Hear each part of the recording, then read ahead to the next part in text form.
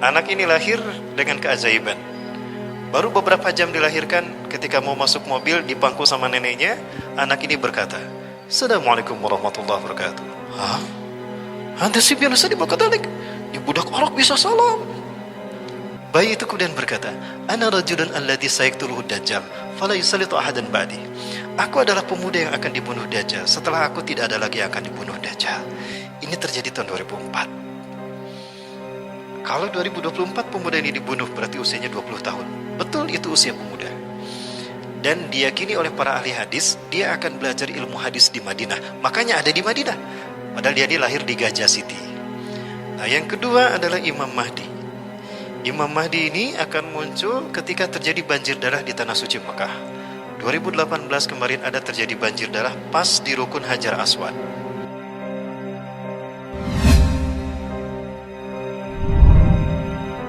Tahun 2005, mereka mengirimkan intelijen terbaik mereka, semuanya berkumpul di markas CIA di Langley, Virginia, Amerika Serikat. Mereka membuat rumusan yang menjadi laporan rahasia, tapi tetap aja bocor. Apa itu? Ya, in 2024 we raise new Islamic Caliphate in the world, and the Europe will become Muslim state. Mereka yakin di tahun 2024 akan muncul sistem khilafah yang terbaru. Oh, berarti mereka faham hadis Rasul. Kemudian akan ada dominasi umat Islam di seluruh dunia, terutama di Eropa. Sampai mereka mengatakan Eropa akan menjadi wilayah Islam. Persis seperti apa yang disabdakan Rasulullah, bahwa kiamat tidak akan terjadi sehingga Bani Rum paling banyak di dunia dan Arab sedikit di dunia. Dan Bani Rum ini mereka akan berbondong-bondong masuk Islam. Yadkhuluna fi dinillahi fil islami afwaja, akan masuk Islam secara berbondong-bondong. Dan itu kata Rasulullah, ditekan dulu umat Islam, maka mereka akan penasaran seperti apa Islam ini. Pada akhirnya tekanan yang dialami umat Islam menjadi sebab hidayah bagi mereka. Fakta sejarah nih, fakta empiris. Pasca WTC dihancurkan, umat Islam dituding teroris kan. Mereka penasaran, betul Islam itu teroris? Ternyata pasca WTC mereka bangsa barat berbondong-bondong masuk Islam. Bahkan ada satu negara yang diprediksikan akan menjadi negara pertama yang menerapkan syariat Islam di Eropa. Dan itu negara di mana pernah ada karikatur penghinaan kepada Rasulullah SAW. Di Denmark. Sepertiga parlemen Denmark itu Muslim. Ya, Danish Muslim Party ini menang dalam pemilu dan mereka menyatakan akan memberlakukan syariat Islam. Nah, baik, mulai dari Allah, ini dari Rasulullah SAW. Nah, Rasulullah memberikan nubuah bahwa sebelum kemunculan Dajjal itu akan ada 3 tahun tersulit bagi manusia tinggal di muka bumi, hatta bagi umat Islam. Ya, di mana di 3 tahun ini akan terjadi kekeringan. Di tahun pertama dari 3 tahun ini Allah memerintahkan langit menahan sepertiga airnya, maka sepertiga air tidak turun. Dan Allah melarang bumi untuk tidak menumbuhkan sepertiga tanamannya, maka kekeringan merajalela di mana-mana. Di tahun yang kedua Allah memerintahkan langit antah bisa sudusai matriha. Allah perintahkan langit menahan 2/3 airnya. Lalu Allah perintahkan bumi menahan 2/3 tanamannya, maka gagal panen makin tersebar di seluruh dunia. Nah, yang di tahun ketiga Allah perintahkan pada langit untuk menahan semua airnya. Fala tuqtiru qutrtum minal ma' minas sama'. Maka tidak akan ada satu tetes pun, 1 tahun tuh nggak ada setetes hujan pun. Dan setahun itu tidak akan ada satu tanaman pun tumbuh. Katsirun minan nas yamutu bisababil ju', akan banyak manusia yang mati karena kelaparan dahsyat itu. Ya, Siti Aisyah bertanya, "Ya Rasulullah, fabima ya'ishun nas bidzalika zaman ya Rasulullah?" Wahai Rasulullah, lalu manusia bertahan hidup dengan apa? Rasulullah menyatakan bitakbir wa tahmid wa tahlil wa tasbih. Manusia akan hidup dengan subhanallah walhamdulillah wallahu akbar. Ya, yakfi lahum majrat at-ta'am. Itu akan mencukupi mereka sebagaimana makanan mencukupi, mengenyangkan mereka.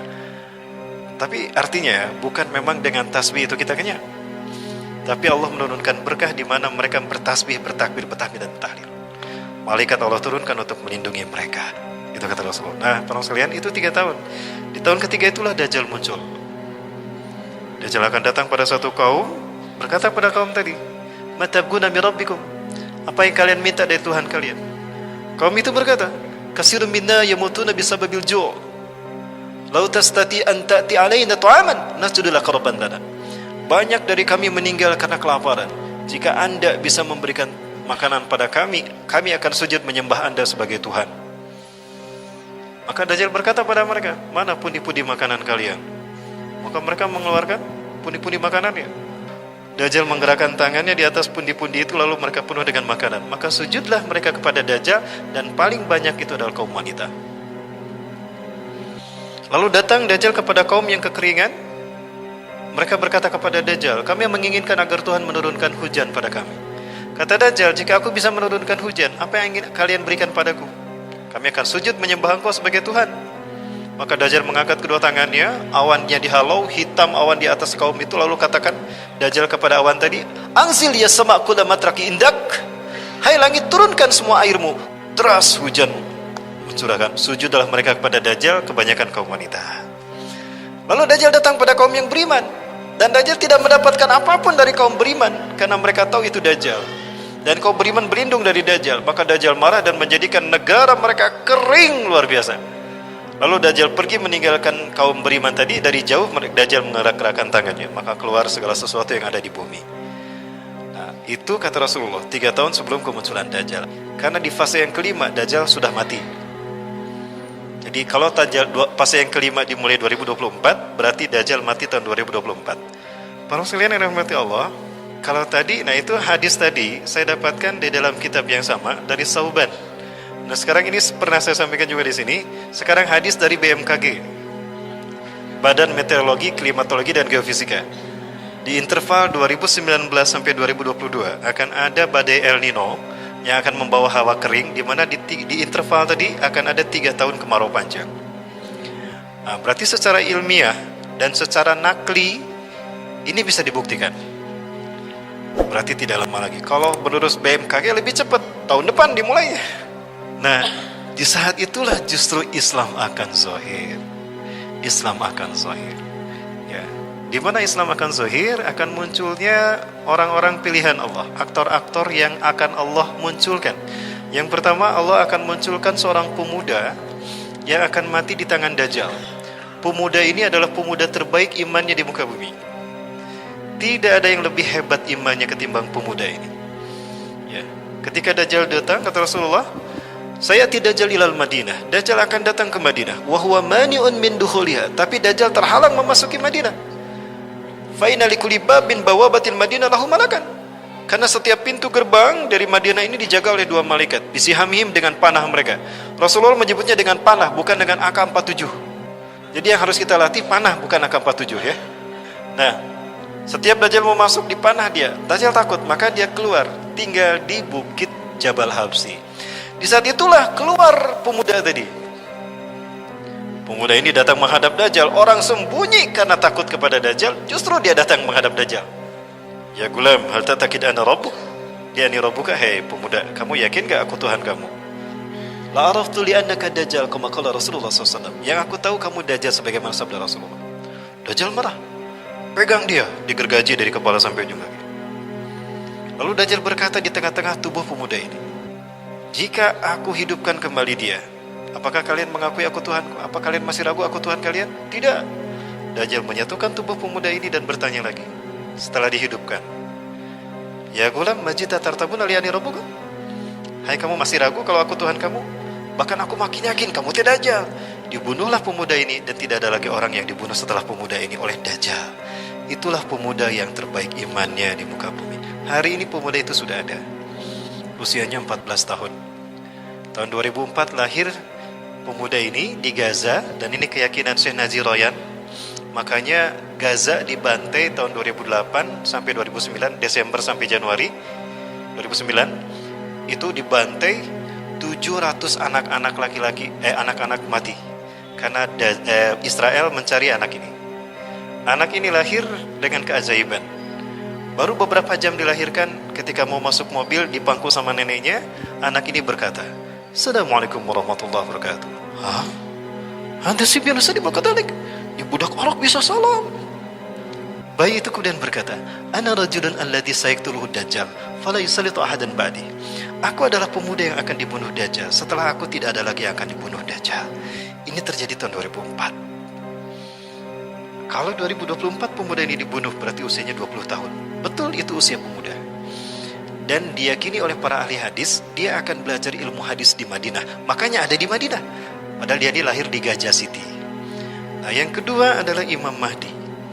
Imam Mahdi ini akan muncul ketika terjadi banjir darah di Tanah Suci Mekah.